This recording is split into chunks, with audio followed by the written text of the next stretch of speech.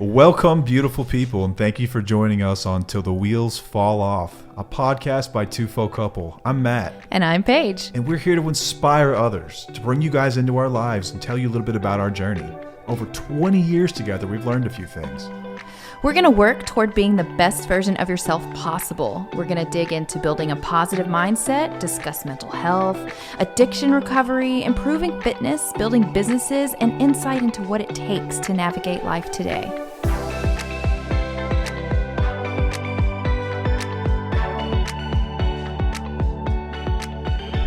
Welcome back to another episode of Till the Wheels Fall Off. I'm Matt. I'm Paige. Sound a little raspy today. Just a little bit. Why would that be? Do you think it's sexy? Honestly, it does sound kind of cute. Thank you. Kind of like Brittany Murphy-esque, you know what I mean? She had like that cute raspy voice. Yes. Kind of like that. Well, take me to more Screamo concerts and you might get this regularly. Technically, it was metalcore. Oh, well, they're all like... We went to this awesome concert Friday night. We went and saw Bad Omens and was it Invent Animate? I think so. Man, it's like hardcore metal concert. It was so much fun. It was so needed. Paige was in the zone, in her own world, just enjoying every second of it. I was headbanging and my neck was sore. Both our necks were sore. I was like, what is my neck sore today for? I was singing and I was screaming. And you know what? I was looking around and I was like, all these people have their phones out. I took my phone out occasionally to record. I'm not going to lie. But it bothers me when we go to these things and people are just looking through their phones. There was a girl in front of us who recorded the entire show. The entire show. Like, you could have done that on YouTube. Go watch it on YouTube. It's on YouTube. Yeah. That show's out there. I'm just really big on being in present moments. Like, Matt and I suck at taking pictures when we're out. We're not really good at videoing or recording like our kids' stuff that often. Like, we'll do it sometimes, but it's not like I force myself to do it. It's just I feel like I miss out on real life experiences. Stay present. When we do that. Yeah. So that's just my little rant today. I heard a story on a podcast, someone else's podcast, about there was a birth and the family came in the room, I guess, after everything's cleaned up and mother's sitting there with the baby. And it's the first time the family had ever seen the baby. Mm-hmm. And they all walked in with holding their phones, recording through the phones. And they were experiencing the moment, looking at their phones, like looking at this moment through their phones. Through their phone. Like not looking at the baby, looking at the phone.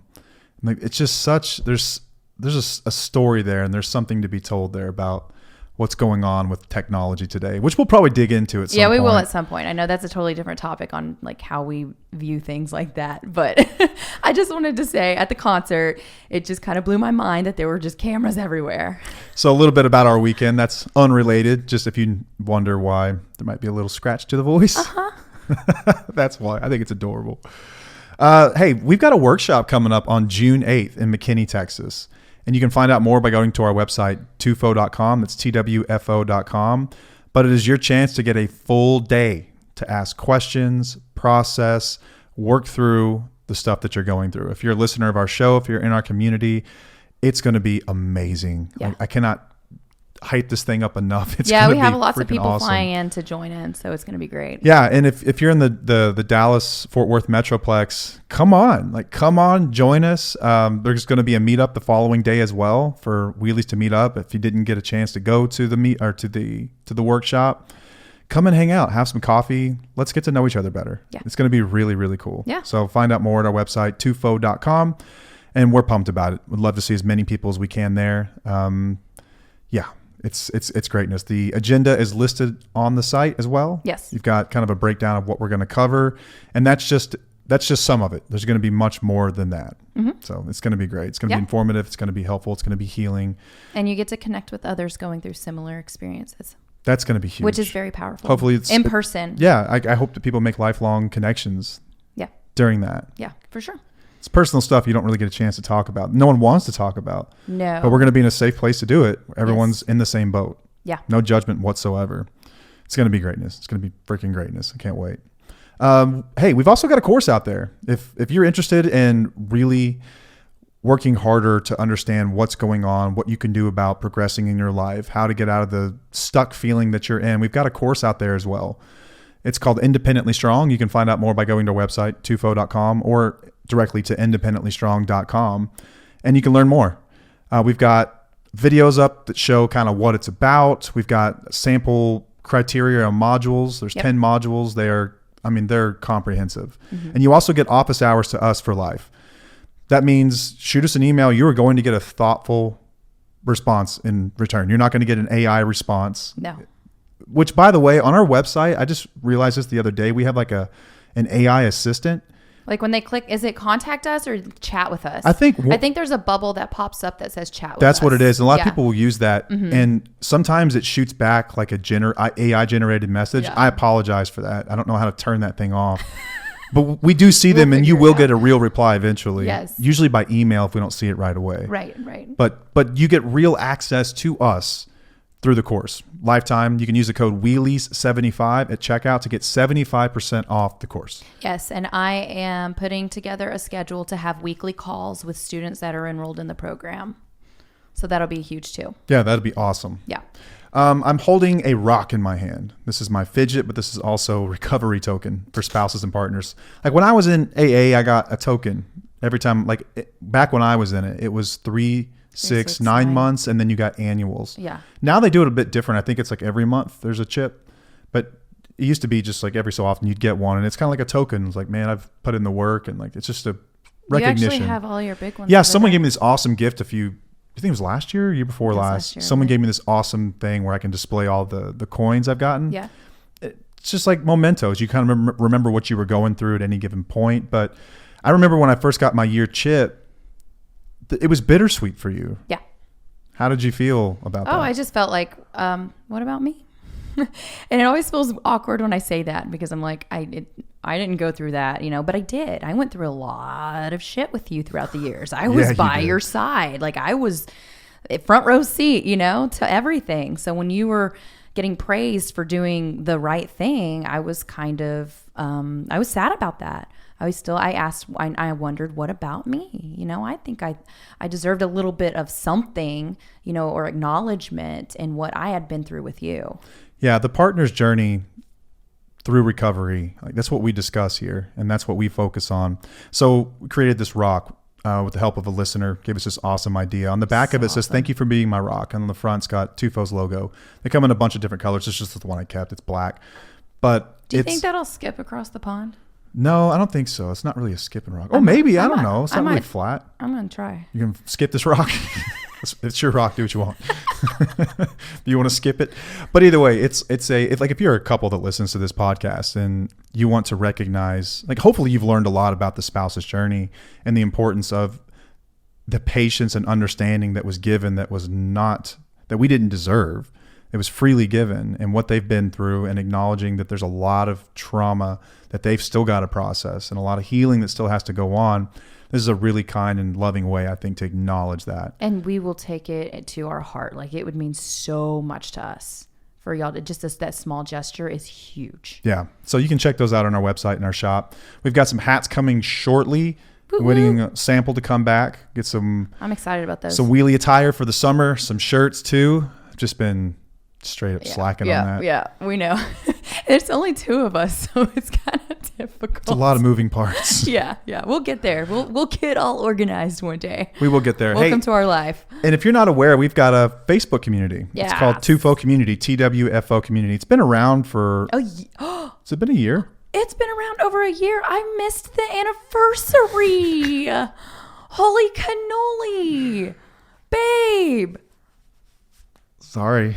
This is a reminder. Okay, I'm going to have to I think it's a big deal. It's a big deal. It's been around since April of last year. Sort of an anything goes community. What I mean by that is not anything goes, but we still monitor it. It's moderated. They're admins, Paige and myself, and we are present in there from time to time. We get in, answer questions when we can, but really it's a place for wheelies to connect. It's a place for people to vent sometimes. It's a place for people to ask questions, to get feedback. Sometimes it's just a place to write whatever you're going through. Like you can post anonymously, anything goes. Yeah. And it's been incredible. Sorry, I didn't mean to interrupt you, but no, it's been really incredible watching people grow within the last year. I mean, even within some people who have popped in within 2 months ago, we're really seeing change and shifts, and it's beautiful to witness. It's not an Al-Anon based group, so we don't follow any certain like principles or what you can and can't discuss.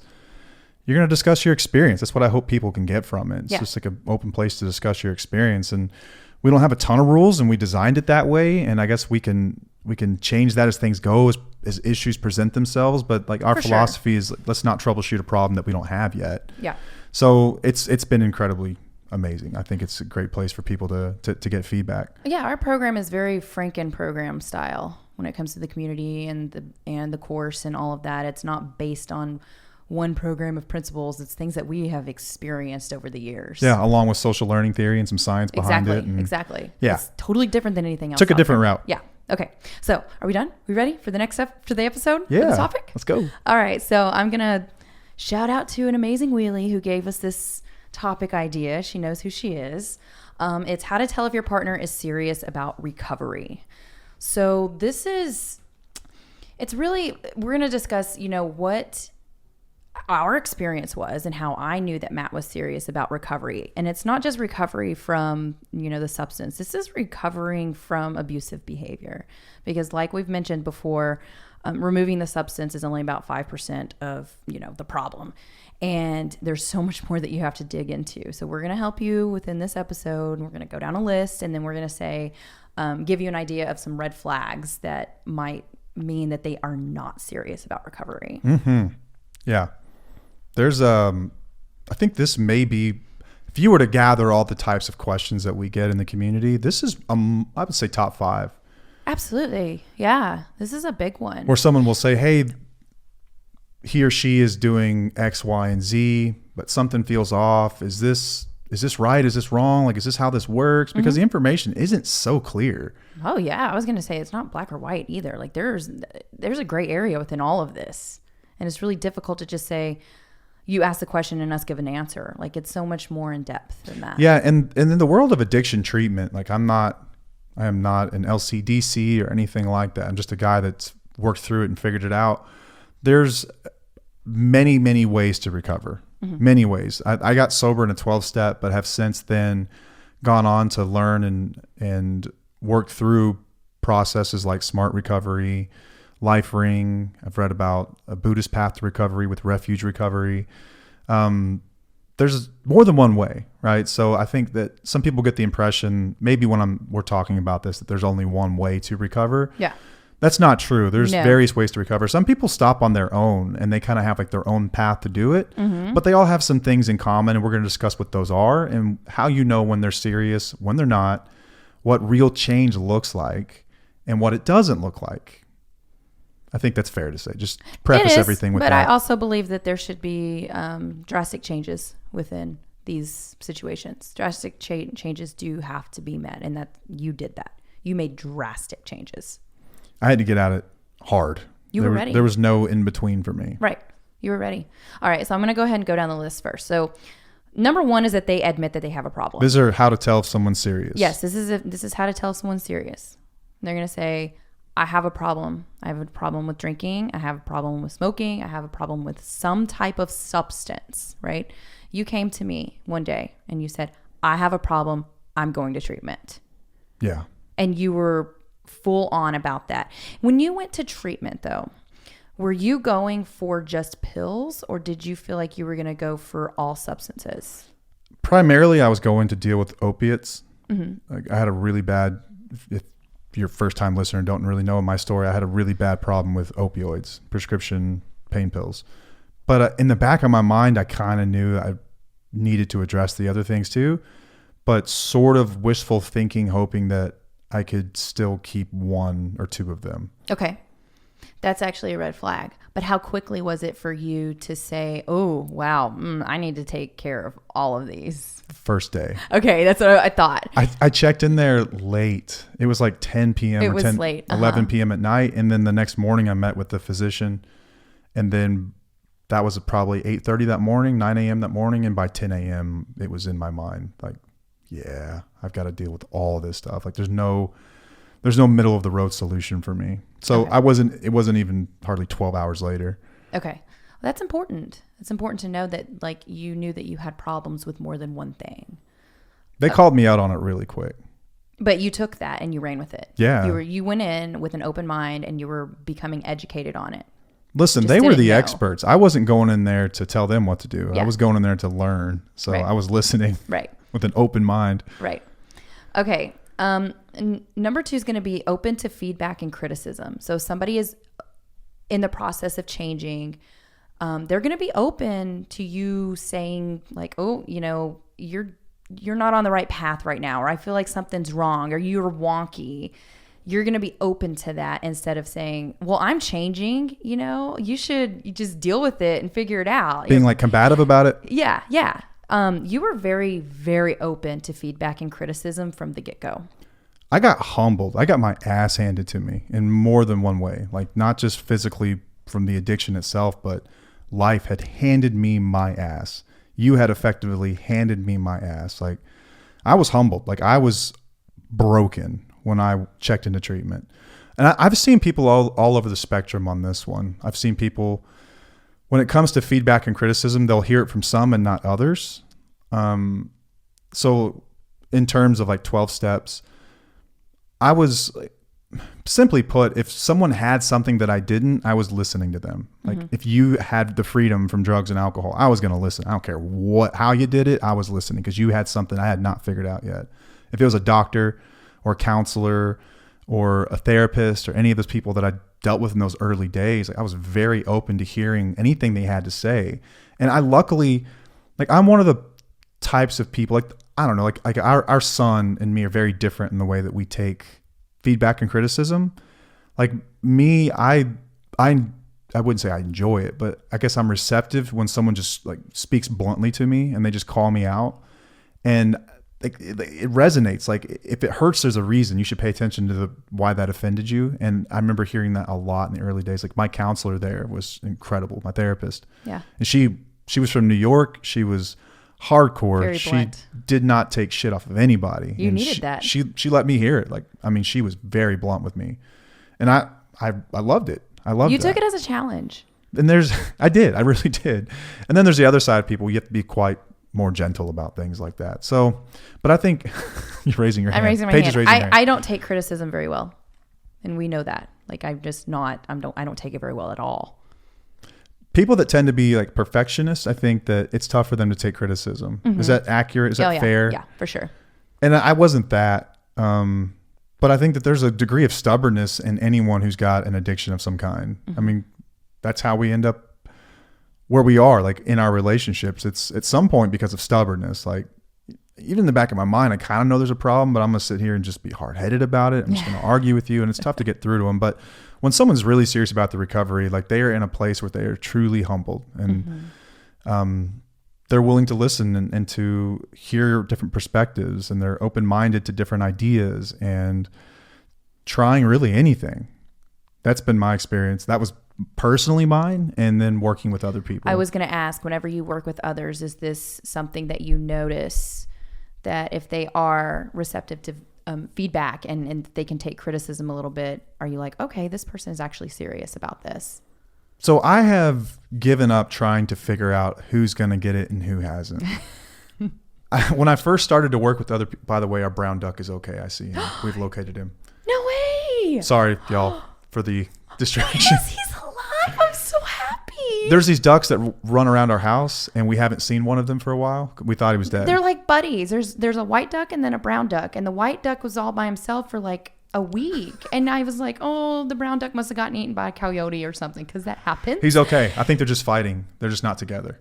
Yep. Anyway, they're taking a break. So sorry. Did not mean to derail them. Derail you there. Thank you, though. That made me happy. When it came to like figuring out who's going to get it and who's not, I thought I was pretty sure in the beginning, like, oh, I know, I bet you I can tell who's going to figure this out and who's not going to figure this out. And I was completely wrong about that. Oh yeah. People that I was certain were going to get it didn't get Fell it. off. And then people that I never dreamed would get it ended up getting it. So I stopped trying to assume who was going to get it and who wasn't going to get it. It's not getting or get. I just mean like ready in general to like, I guess there's layers, right? Well, I think there's validity what you said about being open to taking criticism. Everyone that's ever made it had that. Okay. Everyone that's ever made it had that. They were open-minded even about people it. who weren't exactly open-minded or like didn't like the fact that they were getting feedback that wasn't positive, listened And then maybe it sat with them and they didn't talk to me for a couple of days, but eventually they would like come back around. But I thought about what you said about XYZ. Yeah. And yeah, they would change their tune to it. They would become more open and receptive to it. And then they would see the benefits of challenging those old thoughts. And there's also another type that will just basically act like they really appreciate the feedback and criticism. And I think they just throw it in the garbage as soon as you get off the phone with them. Okay. So I stopped trying to assume who was going to get it. It's about Okay. who's really applying it and taking it. All right. Your eyelashes are beautiful, by the way. Thank you. I was just noticing how pretty they are. Okay, let's go to the next one. All right, number 3 is going to be they begin changing their places and people. So you started doing this pretty quickly. Sorry, my voice. It's cute. It changed. I feel like a little boy that's going through puberty.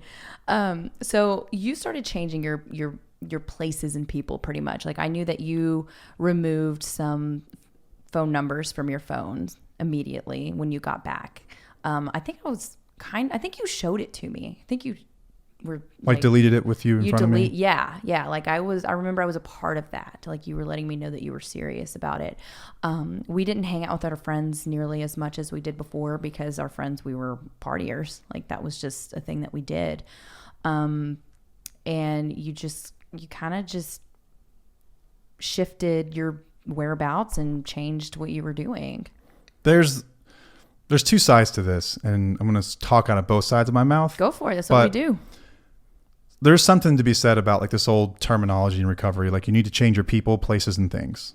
You need to change those 3 things. And there's actually a reason for that. And this is the basis of the science in our course is based on social learning theory. And that is your environment has a great deal to do with your habits and the things that you do on a daily basis.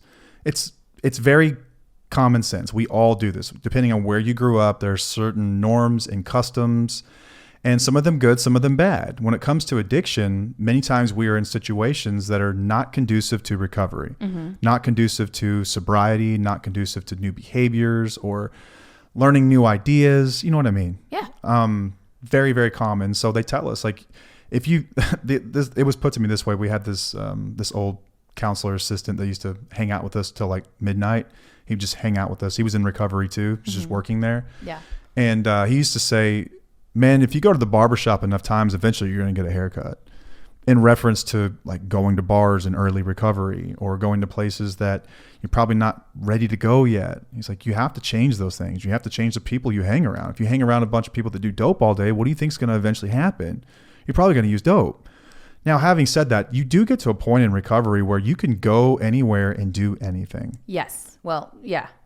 You can get there. You get to a point where you can be around certain people who still drink or smoke or do things like that, but you're not going to partake. Like you are so confident in your sobriety and your recovery that you just want to be with these people. It doesn't matter what they're doing. Yeah, for me, it felt like an advanced maneuver, like something that you had to like sort of graduate to. Absolutely. And like first things first, I had to get comfortable in my own skin. Then I had to get comfortable slowly around like going to bars and restaurants again, or like a restaurant where there was a bar. Right. And then like maybe a party. Then like slowly but surely you can kind of like you get more sturdy in recovery and you can do sorts of things like that. But if you're not open to not doing these things, I think that's a red flag in the beginning. And that's, I've known many people that right off the bat want to continue doing all the same things they used to do. And I will say that there have been some of them that are still sober, but you've asked them if it was easy and they'll say absolutely not. If they had to go back and do it again, they probably would have taken it easy. Yeah. And I've also known people that I've worked with that ended up getting sober. I've worked like relapse for a lot of people is part of their journey. We've talked in depth about this. We've written about this, I'm not going to get into our perspective on that really, but I've known people who were listening, they were attentive, and then they made the decision like, oh, I'm going to go to so-and-so's house. And I would, raise the question, do you think that's the best idea for your recovery right now? And they're like, oh, it's fine. I'm going to have so-and-so there. I'll call you.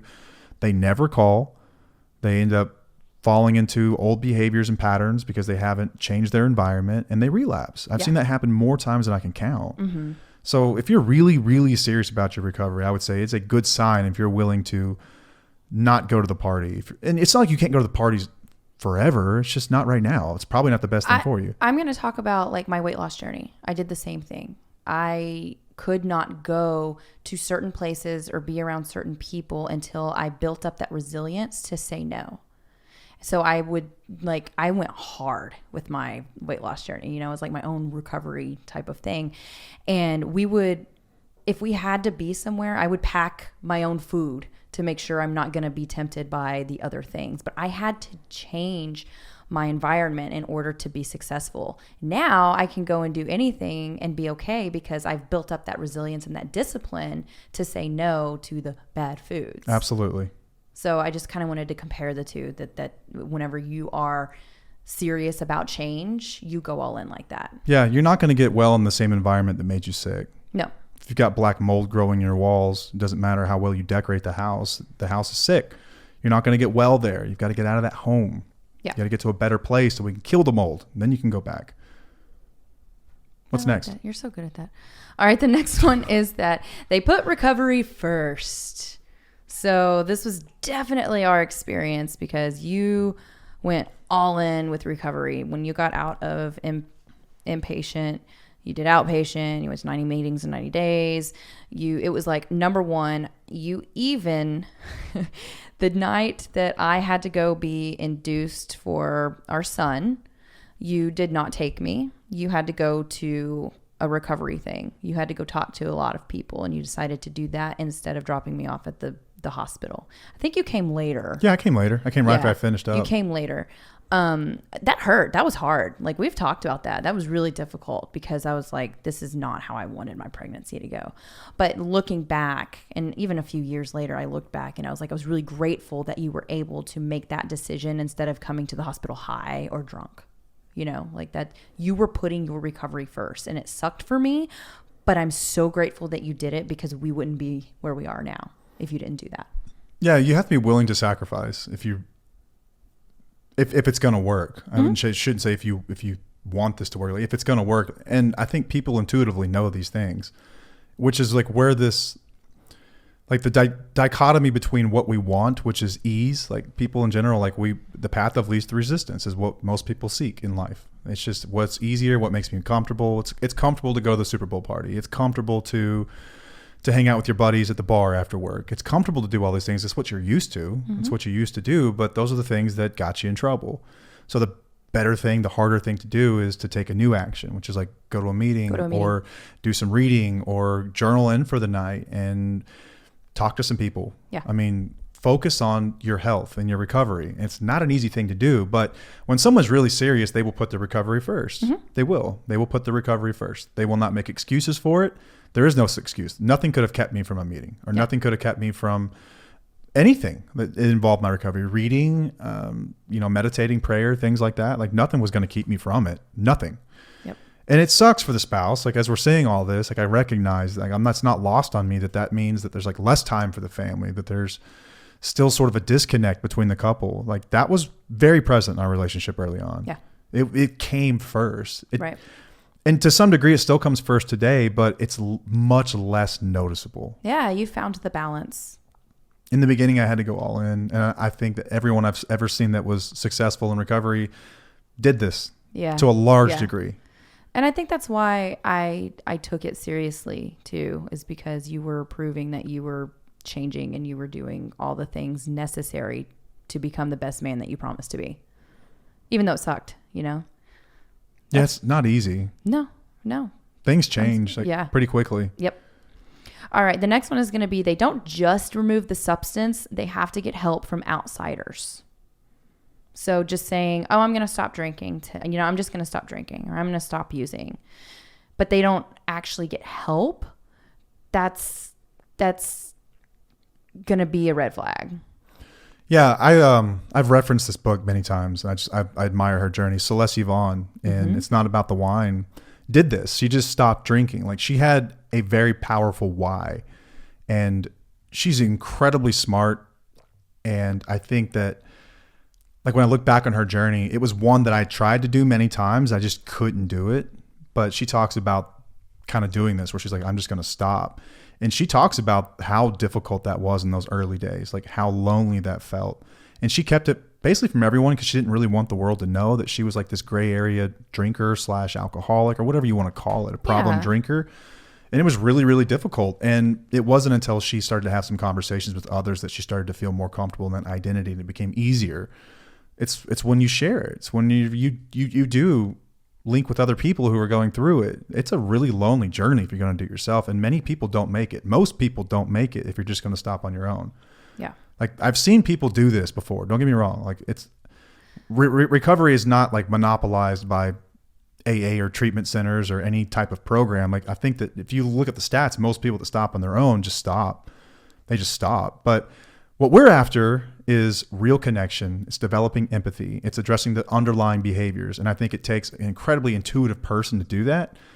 And I just don't think that most people have that capacity. Yeah. Just being real. Right. Yeah, I agree.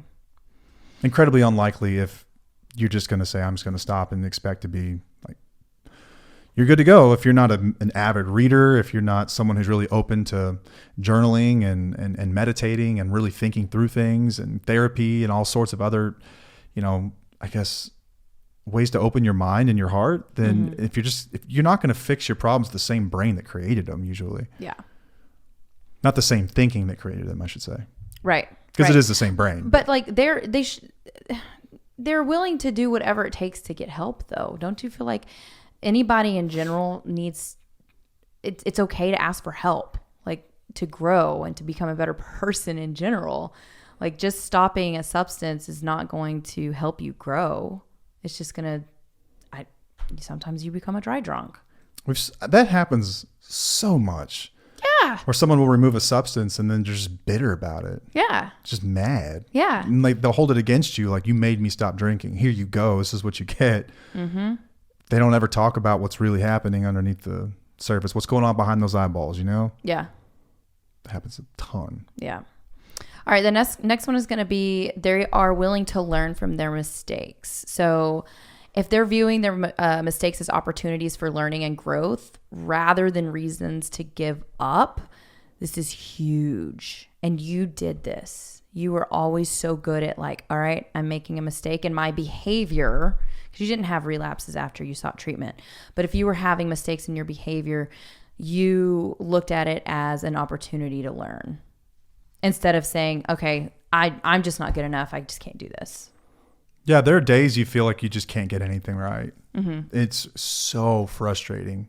I've had those days too in my own healing journey. Yeah, I mean, isn't that being human? Yes, it is.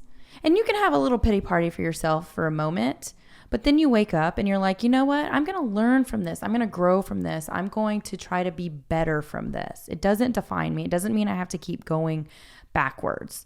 It's like on a diet. If you eat cake and you say, oh, you know what? I made a mistake and I'm just going to keep eating and messing up over and over again. I'm done. I messed up and that's it. What's the point? Yeah. Can't win, don't try. That's not growth. That's not learning from the mistakes. That's not looking at it as an opportunity to do better. It's not like saying, okay, no, I ate the cake. I messed up. I'm going to do better now. Yeah. Falling is not failing. Right. We've talked about this. We have an episode on this. I can't remember what it's called, but it was something like. I think it was like that. I think it was falling is not failing. It was. I don't know. No such thing as failing, something along those lines. Yeah. But I'm a firm believer in that. I've heard alcoholics and addicts described as egomaniacs with an inferiority complex, which is a paradox. Someone who's an egomaniac with an inferiority complex. But this is absolutely true for a lot of folks, is whenever they're trying so hard and putting forth all this effort to get better, it almost becomes an all or nothing venture where if I can't do it perfect, then what's the point? And they go back to number 2, which was they're not open to accepting criticism or feedback. Mm-hmm. Like, there's no finish line in this deal. There's no finish line. And remember that we're unwinding like decades of behaviors and actions and ideas and underlying values and all this stuff. And it's going to be messy for a while. Yeah. Really, really messy for a while. And you have to be willing to say, okay, I screwed up. I'm not a screw up. I screwed up. Yeah. There's a difference. Yeah. And take it and say, what can I do better next time? Yeah. And that's a skill that I had to develop, I think, in a lot of ways. It wasn't, sure as hell didn't come natural to me. I think I had to develop it. And it was helpful for me to have a community of people that had been there before, because they would talk about all the times that they had failed. That's what here's what I've come to understand about all the books I've read and podcasts I've listened to about from successful people. is that the real ones don't want to talk about their successes. They want to talk about their failures. They want to talk about when they screwed up and what they did about it.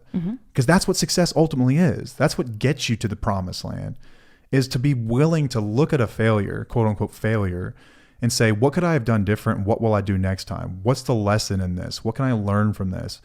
And then in recovery, like in a relationship, so much of that was learning about you, and it was learning about how I present myself and how I show up, and the way I say things and the crap that comes out of my mouth, or how selfishness is, it's in everything that I do. Like it was in everything. Like selfishness touched every part of my personality. And it was about learning those types of things. But the lesson often looked like you flipping out on me because of the way I've acted, and you being really hurt by something and jumping my ass, and me sitting there like, what was that about? You know, and having to sit there in my feels and process it, and then like discover what my part in all that was, and then be willing to make that right and move forward. And like, okay, lesson learned. And each one was painful, man. Yeah. Every lesson you learn is painful in the beginning. For sure. But not giving up.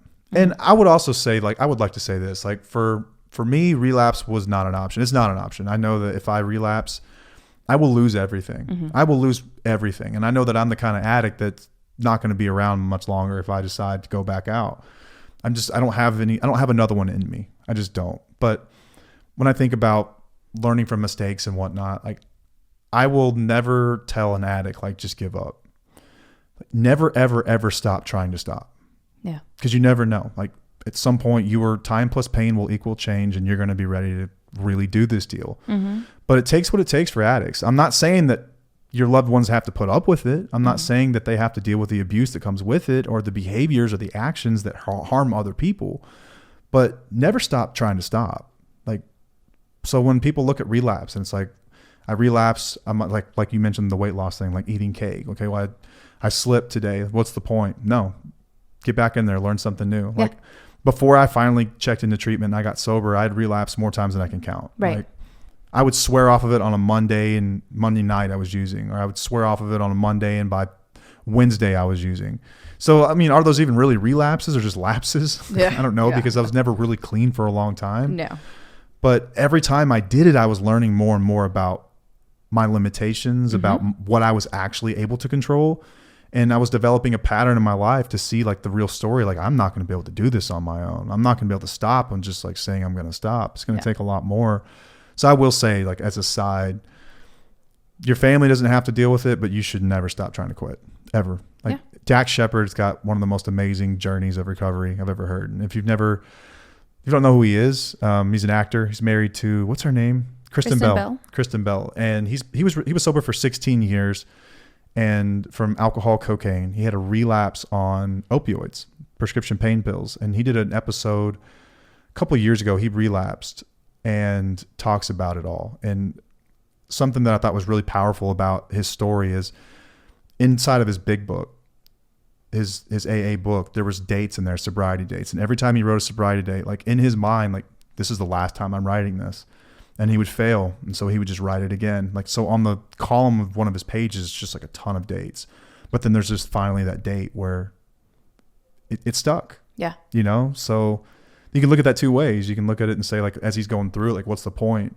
But he's also learning from his mistakes.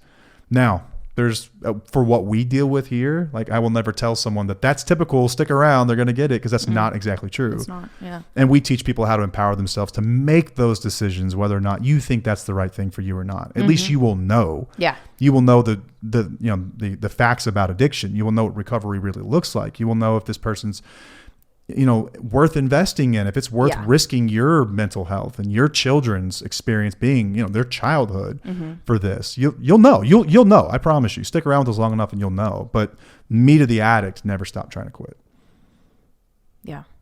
All right. Well, this last one is actually my favorite, because this one is something that you definitely did.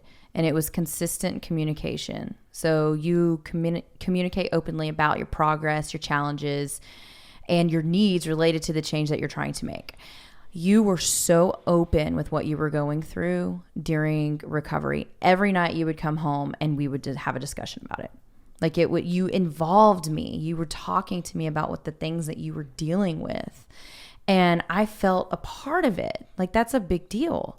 So if there's somebody not communicating what they're going through, I feel like they may not be serious about it, or they're not really comfortable. Like, what would cause somebody not to communicate about it? For me, I was so, like I told you earlier today, I would come home and having just learned something about myself and like have a breakthrough. Like, I would come home and like, Paige, I did a thing. Like, I did a thing. I learned this thing. I did a thing. And I was so excited to tell you about it. Mm-hmm. It's like when a kid comes home from school, like after making the team or something, like they want to share it with someone because they're proud of that. Yeah. They're proud of it. I was so involved in it. Like I was proud of all the things I had learned, and I wanted to share them with like who better else than like my best friend. I wanted to involve you in what I was learning. And it wasn't so you could see like how hard I was trying. I was like just genuinely freaking excited. Yeah. I'd had a breakthrough, and like I was hopeful that I could really figure this thing out. And I was intrinsically motivated. I think that's where this comes from. Mm-hmm. So intrinsic versus extrinsic motivation. Like intrinsic motivations are internal motivations for doing something. Like when people say they have to want it for themselves, yeah, that's what's meant by that. Like, right. I wanted to be a better man, not because of what I would get rewarded from or what would be taken from me. Not what I would gain or lose, because I wanted to be that person. I wanted to be better. I was sick and tired of fighting the addiction. I wanted to learn how to stop, and I wanted to do it for me. I didn't care what happened in my life. If you would have already gone, I still would have done this. Yep. If you would have left, I still would have done this. I wanted to be better. That's intrinsic. It was valuable to me, not because of reward. It was valuable to me because that's what I wanted to do. It was the right thing to do. I sought that relief more than anything in the world. Mm-hmm. When there's extrinsic motivation, oftentimes I'll see communication fall off because it's contingent on what you're doing for me or what the world is showing me or how I'm being rewarded for it. So you don't get excited unless you're rewarded. You're not excited about the things you've learned because you don't care about the things you've learned. You only care about what the world's giving you from this performance about the things you've quote unquote learned or the things you're doing. Like going to 3 meetings in a row, you come home, I went to the meeting, and they're expecting like congratulations or like a great job. You're going to sleep with me or like, and we'll get to that later. But those sorts of things, like for us, it was, I guess in some ways I felt like we were always close. We'd always talked. Mm-hmm. We were always we grew up together. Yeah. Super close. And so it felt like I was sharing my life again with you. Yeah. You know, like we're talking about like real life. Reintroducing yourself to me, and also just talking about things that you were learning. And I think that is powerful in your marriage. I don't remember a specific conversation, but what I do remember is that it opened the door to just communication in general. Mm-hmm. When we were talking about this kind of stuff, and you were learning about what I was going through. You were learning about yourself too. Mm-hmm. You were learning about us. We were learning about life, about the world. We were talking about concepts and I took things beyond like just typical, like what's in that book. We were just talking about like this is how it plays out in the world. This is how it plays out in social situations, like sort of like social psychology type stuff. And we were just having interesting conversations again. Yeah. And that's how we connected in those early days. But it was constant communication, consistent communication. Yes. If someone's coming home and they're not sharing any of this stuff with you, I would wonder first about their motivation for doing it, mm-hmm. and then whether or not they're taking it seriously. Right. I mean, if you're doing something and you genuinely want to do it, you're going to share it with somebody. Mm-hmm. Like they share whenever, like, what does this person share generally? Like, what are they really excited about that they share with you? They should be sharing this stuff just the same. If they're not, that's a red flag. Yeah. Just my perspective on it. But no, I agree. So I was talking about how you have to make drastic changes within these situations. Like if you're in recovery, you have to go hard. It's ideal to go like balls to the wall into recovery. But it's not ideal to go hard every single day, 100%, because it's not a perfect world. So things are going to be different, but consistent change is necessary. So for me, I went to therapy once a week. All right. And that's not all that changed within my life. I had to change my routines. I had to change my people, like some of my surroundings. I had to change my mindset. I was doing work every single day to change. Yeah, if you weren't in therapy, you were doing other things. Yes, I was reading. I was looking into I was looking more into spirituality. I was making consistent changes. You journaled so much. All the time. I made routines, like I said. But it's very similar. Like if your partner is just going to go to therapy once a week, but that's all they're doing, that's like saying, I'm going to eat one healthy meal a week and I'm going to lose weight. It doesn't work that way. Like you have to have changes every single day. Something has to change every single day. Even if it's small, you need to notice these things. And that means that they're serious. That means that they hit their rock bottom and they were miserable and they are ready to make a change. Because I did the same thing. I just couldn't go with meetings and do all that stuff because they didn't have, options like that for me. But I did what I could with what I had. And that was consistent change every day. Yeah, you're going to be all in. I think that's the way you can just sort of sum it up, is that anyone I've ever seen succeed has been all in. Mm-hmm. Like they're all in, like they're resolute. Like I don't care what I have to do, I'm going to do it. That means if someone calls you on your shit, you're going to question it. It means if there's a book out about it, you're going to read it. It means if there's someone out there who's got a perspective, you're going to listen to it. You're going to watch YouTube videos. Like it's going to become, I don't want to say obsession, but it's going to become like your priority. It does. Anytime you need to make a change, it's going to be number one priority for you because you know that you were so miserable, you have to make a change. So you're going to know these things with your partner, and drastic is important. I got a dumb male brain, so I always think about stuff in sports terms. So here we go with the sports analogy. But if you think about like the percentage of athletes that go on to become professionals, it's really, really low.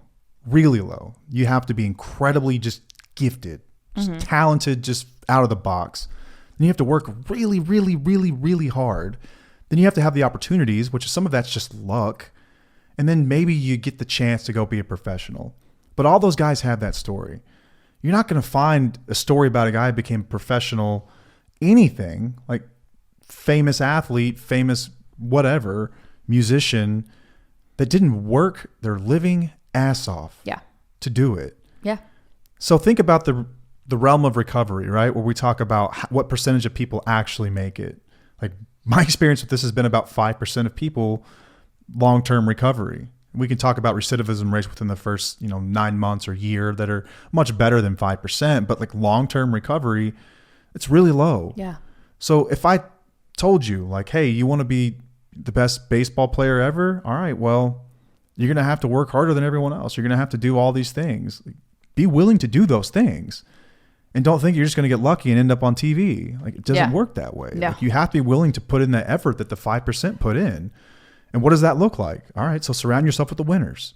So shout out to this. Is today's date the 6th? Yes. Okay, so the 7th is a good friend of mine's recovery date. She knows who she is. She's awesome. This analogy is about to come from her. It's our marriage anniversary or wedding anniversary. She's been she's been sober since 5/7/95. Okay. She uses a zebra analogy. So zebras on the, out in the Serengeti, the ones that get killed by the lions are the ones on the outside of the pack. The ones that survive are on the inside. They're protected. Like they're hanging out with the winners. What are the winners doing? And hang out with them and do what they did. Yeah. That's the path.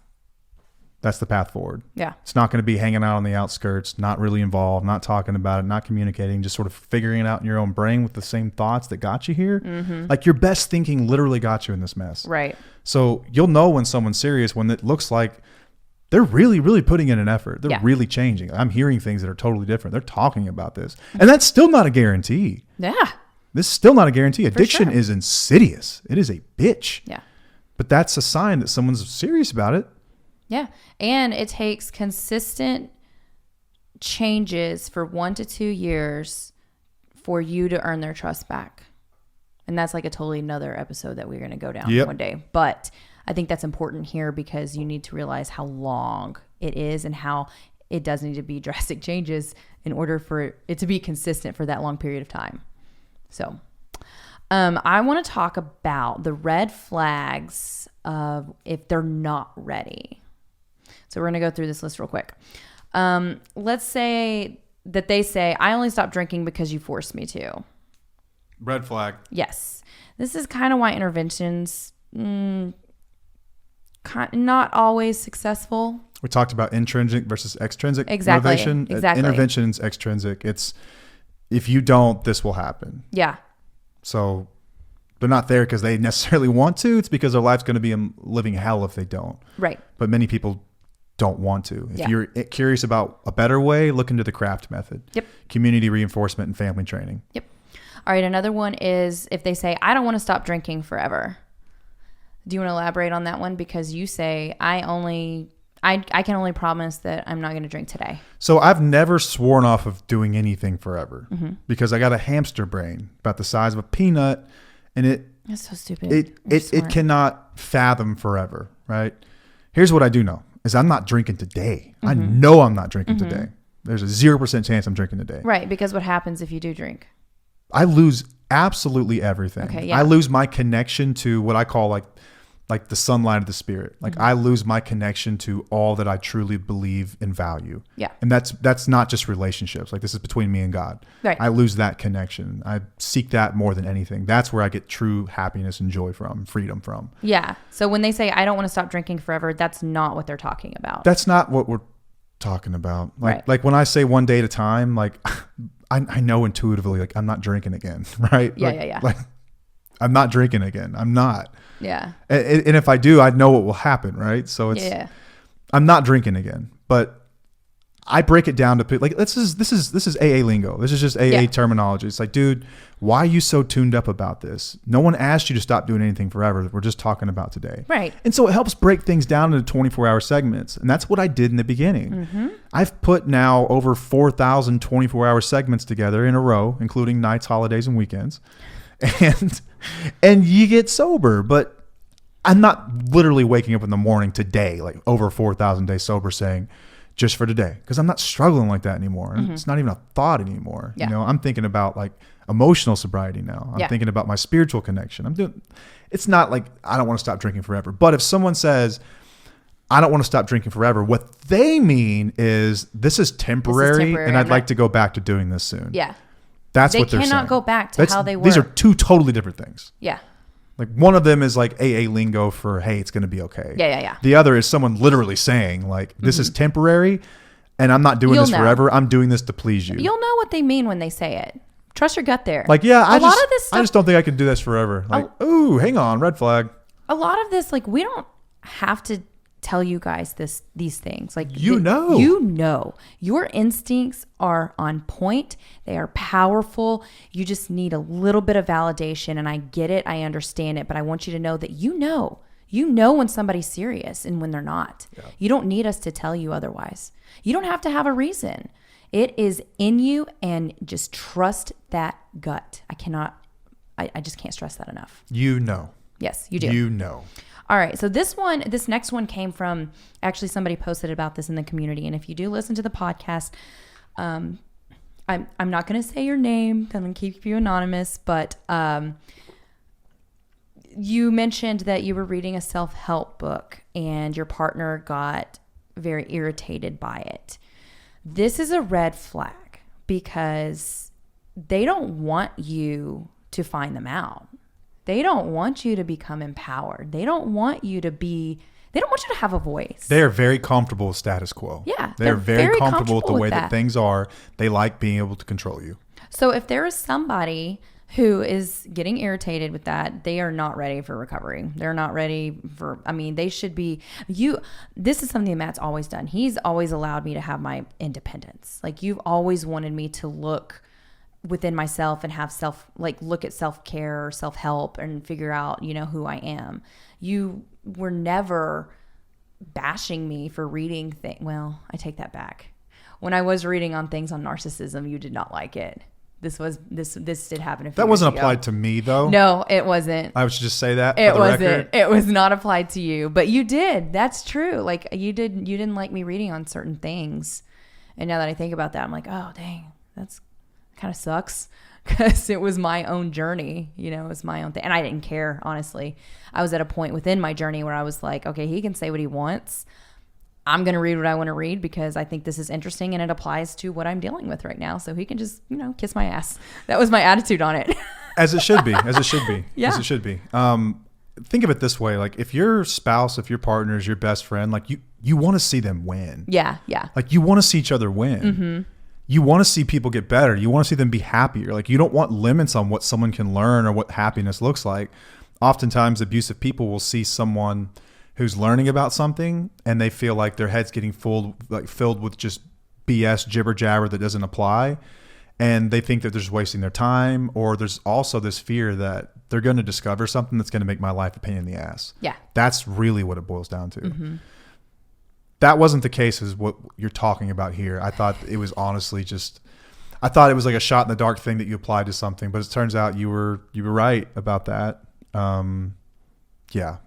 I didn't know anything about it. And the more I read about it, I'm like, oh yeah. Yeah, it's okay. Like I don't beat you up on this because I was just thinking about, there was a time that you really didn't appreciate what I was reading, but I didn't care. So if you're listening and you're reading something that your partner is like, no, you shouldn't be reading that, you should be reading it and don't care. Like I didn't care. I was just like, screw you. I'm just going to read what I want to read.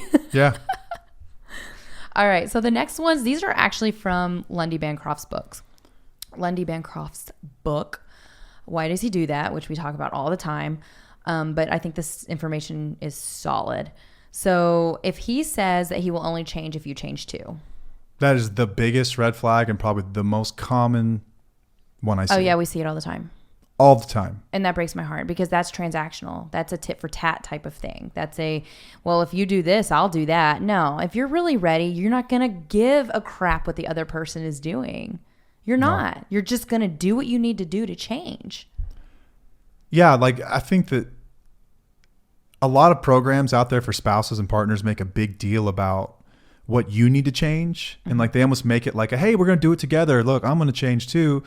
I don't think it's necessary. No. I don't. Like when I thought about the issues in our relationship, I was convinced that I was the problem. I was the problem.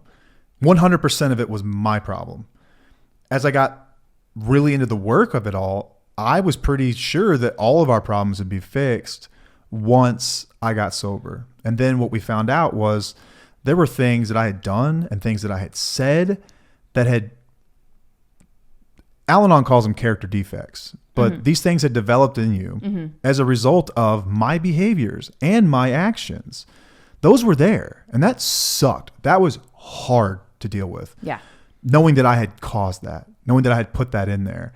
But the stuff that you actually had to deal with, like let's turn back the clock. Listen, everyone has something, right? Everyone's got like a stuff, right? Cognitive distortion. Everyone's got at least one of them, right? Yes.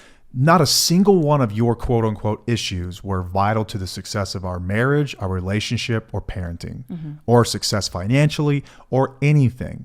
The only time it would ever come up is if we were having like a spat about something. Mm-hmm. And I disagreed with the way that you viewed something. Mm-hmm. It was like stupid stuff, right? It wasn't it wasn't mission critical. No. It was stupid crap. But I see a lot of people in recovery that make mountains out of those molehills. Mm-hmm. And they want to say, okay, I'll quit drinking, but you got to deal with this stuff. Are you shitting me right now? Yeah. Miss me with that. One, you probably caused it. Yeah. And two, that pales in comparison to the shit that you do. Right. Completely. It has nothing to do with it. Yeah. Like the issues that you what were some of the things you processed in the therapy that didn't have anything to do with this? Are you cool talking about some of them? I mean, I'm fine with talking about them. I just can't think of anything off the top of my head. It was probably just like my overthinking and my like you've been a black and white thinker for as long as I've known you. My all or nothing thinking was definitely one of my cognitive distortions that I had to process within therapy. Black or white thinking was not affecting our marriage. No. Like we would have some dumb fights about it every now and then, but it was not like it was front and center in our problems. It wasn't abusive towards you. It wasn't abusive. Exactly. It wasn't abusive. Lying to you or doing, manipulating you. It was just my thought patterns weren't really, I wasn't living my best life whenever I was doing all or nothing thinking. I had to find the gray area. So I learned that through therapy. And I don't think that when I got sober, I I held anything over your head. No. Like, you should work on this. Oh, no.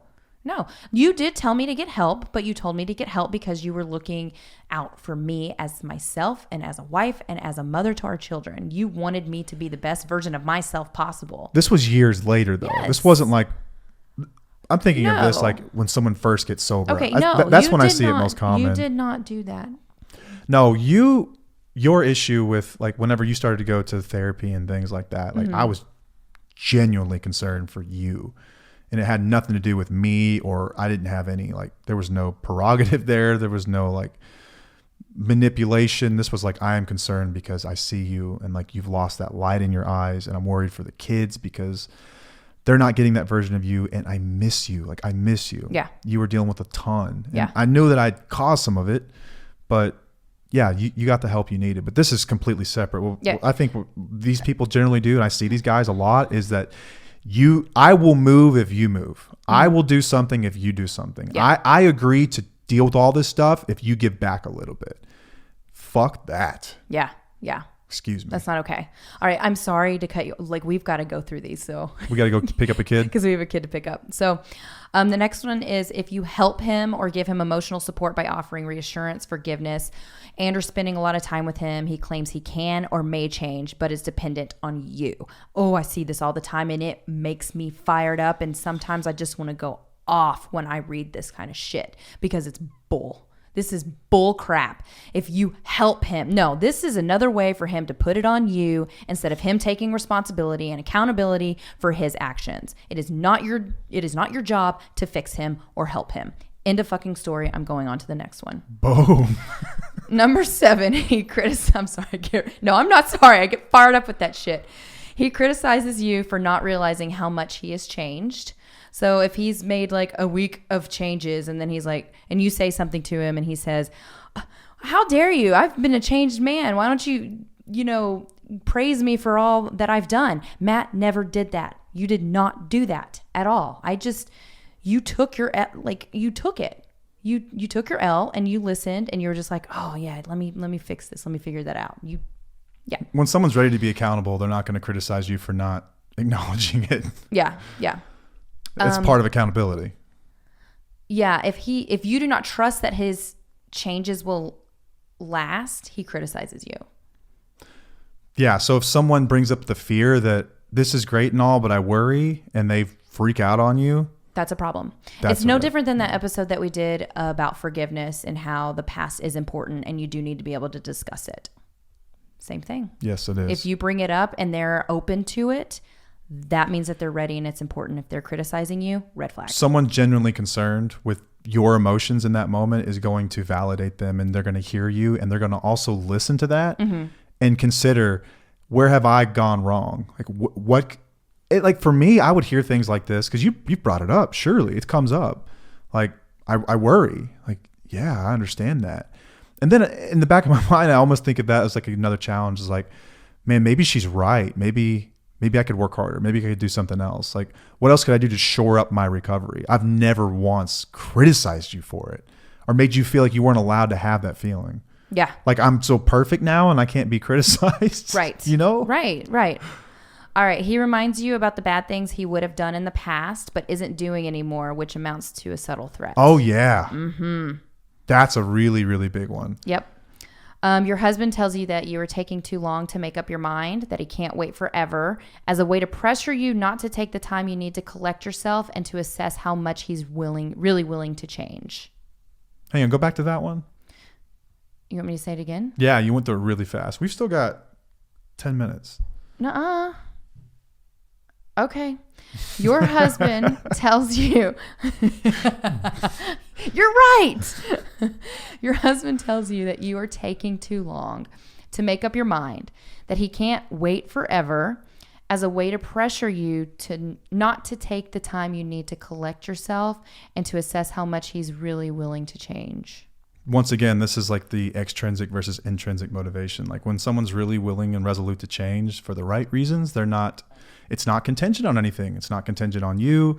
This is another way to say that, like, I'm only going to change if you give me what I want. Mm-hmm.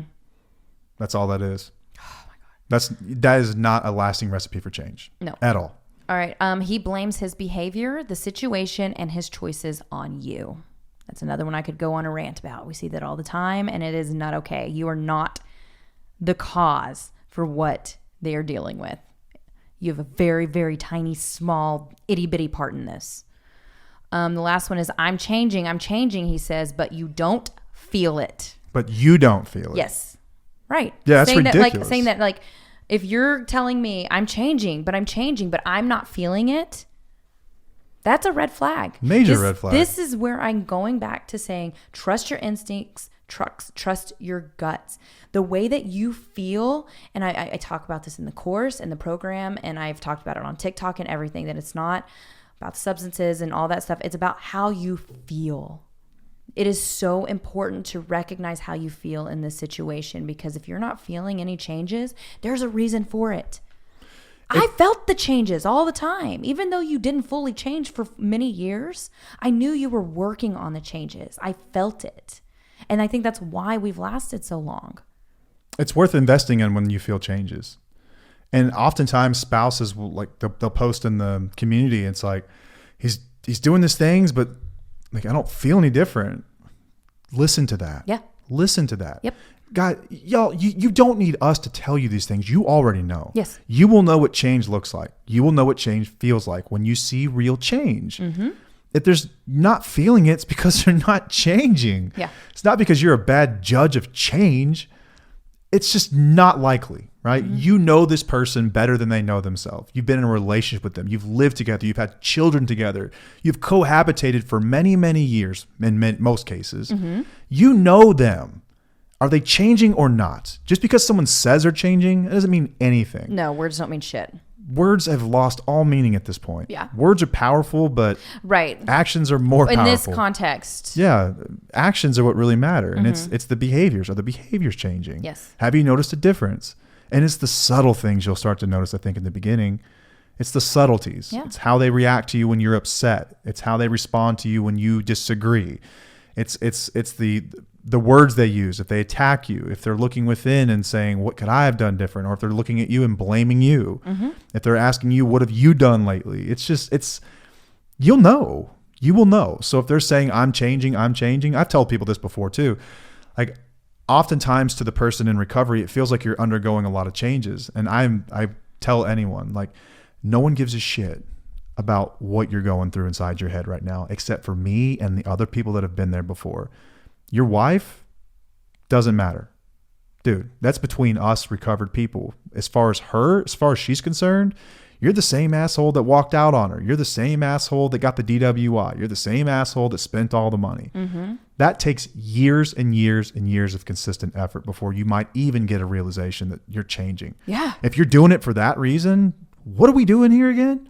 That's not why we do this. We don't do it for kudos. We don't do it so we can get high fives or anything like that. Like, if you're lucky, you'll save your family. Yeah. That's not why you should do it.